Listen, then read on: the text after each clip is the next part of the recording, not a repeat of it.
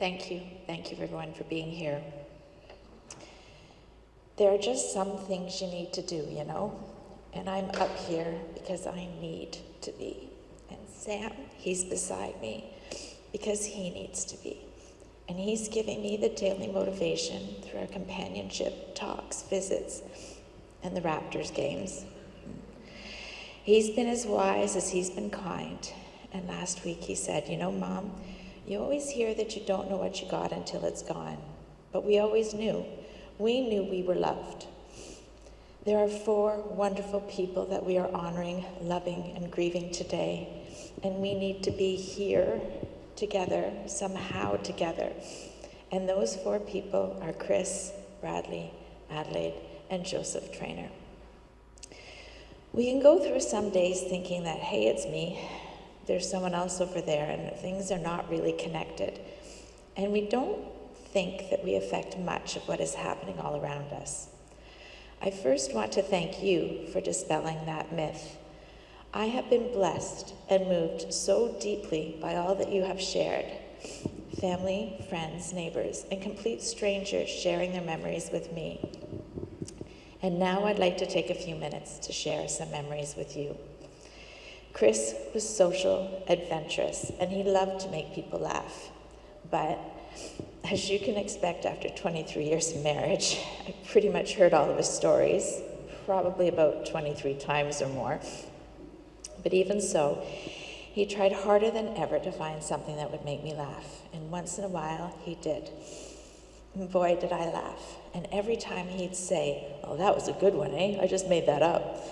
And we would laugh until we had tears in our eyes. He had a loud, clear, wonderful laugh. And sometimes our little episodes brought all the kids up from the 4 corners of the house.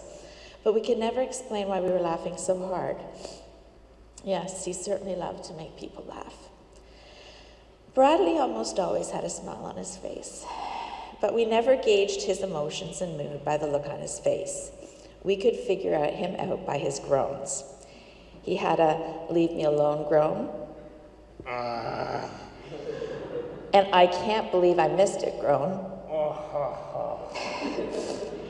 And this is the best thing in the world groan.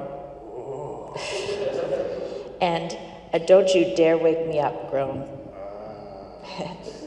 He had a groan for everything. And as a family, we were going to compile and publish a Bradley's Groan Manual for the people in his life. Bradley was kind, honest, and loving, and you only had to look at his face and the way he interacted with anyone to see that. If I had to describe Adelaide, it would be that she was a firecracker and a flower wrapped up into one. Just recently, we'd been a force going to the gym together. One day, she asked me if I would like to try a Reba, which is a little like Zumba.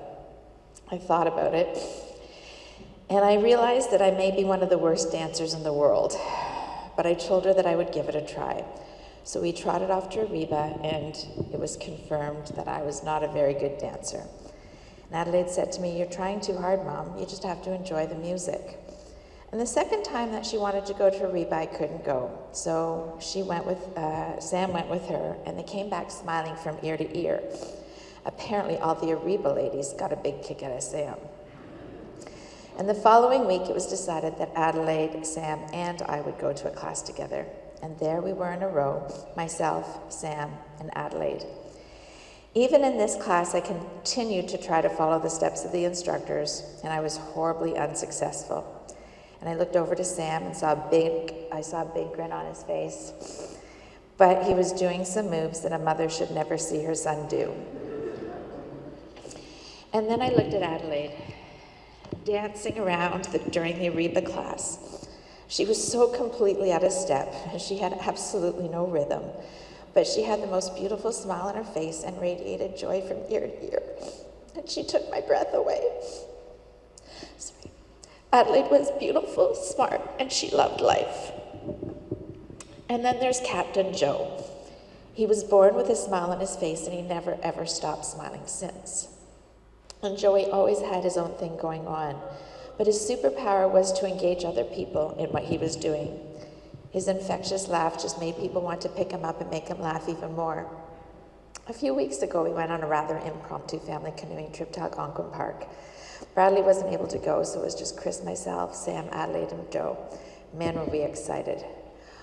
It was a beautiful day. We canoed like fiends, and it was picture perfect. And then we met the Inca portage. On the map, it said 2.3K, but when the people we met who had just finished it said it was 3.1. Suffice it to say, the final part of our inbound trip took all the wind out of us. We just wanted to get to the campsite. And then came the rain, then more rain, then more rain. And at one point, the kids came into our tent and said, everything there is wet, not a dry thing in our tent. And I kid you not, the only dry thing I had left was my bathing suit. It rained, it poured, it was deluge the whole next day, and that's when Joey turned to us and said, can't we call the manager? And we asked where he'd be up by that, and he replied, well, we should be able to call the manager so they can get the helicopter and get us out of here. Complain as he might, Joey was always the one who encouraged me to keep going through the roughest parts of all those portages. It's been a week, and we have all been in many places. We've been in dark places, devastated places, places of loss, and even places of happiness. We have all done so far what we've needed to do to get from one day to the next, and sometimes that seems like an impossible task, and on occasion it is. We have all lost something here, and I dare say that it is different for every one of us, but in the end, it is a deep, affecting, and sometimes all-encompassing loss. And what do we do with that? Sam and I have had so many conversations about this. How do we move forward? How on earth can we move forward? What comes next? And the list goes on. What I can tell you is this. My beautiful Chris, Bradley, Adelaide, and Joey were taken too soon, too violently, and without warning. We have to acknowledge that. In no way, shape, or form can I believe that good will come out of this tragedy. It can't, and I won't accept it. But what I have to take with me is that light that I have found from all of you. You have given me a lens into my family's lives that I didn't have. And that is a gift for which I am forever grateful. I am so proud to be Chris's wife. I love him with everything I have. I am so proud to be Bradley's mom. He was one of the kindest spirits to ever walk the face of this earth. And I am so proud to be Adelaide's mom. Her heart was pure as gold.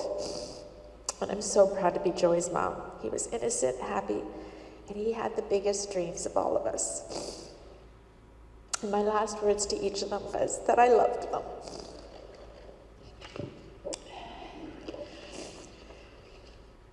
Through all the thoughts and emotions running through me, I did realize one thing, that the light that has shone on our family in the last week and a half far outweighs the shadows I have felt. And with that, we can move forward. We can move forward without feeling guilty of what we have lost and left behind. So, let's have those NBA 2K21 games and stack our teams with the best players ever and think of Joey. Take lots and lots of selfies with the ones we love and change our home screens with those pics all the time like Adelaide did. Have those backyard barbecues and raise a glass for Bradley. And finally, please go find the best, worst dad joke ever and say it in memory of Chris. They would all be honored if you did that for them. I have lost so many parts of me that make me a better person. They were the best of me, but with Sam beside me and all of you supporting me, I have hope that those parts of Chris, Bradley, Adelaide, and Joey, those parts that make up the best parts of me, can find their way back in. And so I am deeply grateful for you all, and I send my love.